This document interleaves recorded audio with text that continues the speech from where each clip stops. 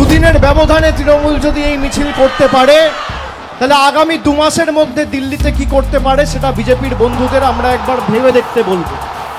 এই মমতা বন্দ্যোপাধ্যায় 21শে জুলাই যে আন্দোলন কলকাতার বুকে হয়েছিল,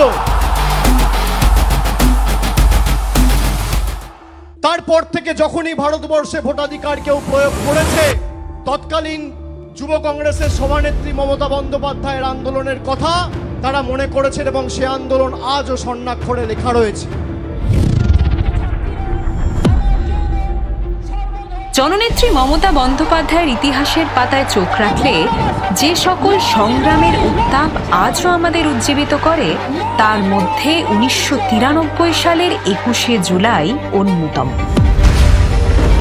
সিপিআইএম এর সেই রক্তচক্ষুকে উপেক্ষা করে বাংলার অগ্নিকন্যা মমতা বন্দ্যোপাধ্যায় নির্বাচনী প্রক্রিয়ায় স্বচ্ছতা আনার জন্য সচিত্র পরিচয়পত্রের দাবিতে মহাকরণ অভিযানের ডাক দেন। অর্থাৎ no EPIC card no vote.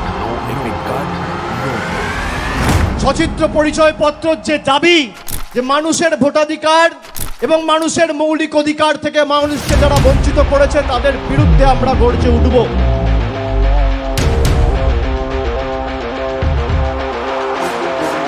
তেরো জন তরতাজা যুবক সেই দিন 21শে জুলাই প্রাণ দিয়েছিল।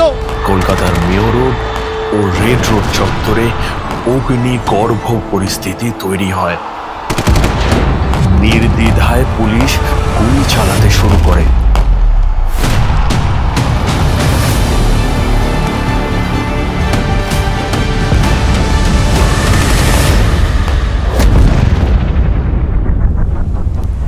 গুরুতর আহত হন মমতা বন্দ্যোপাধ্যায় নিজেই।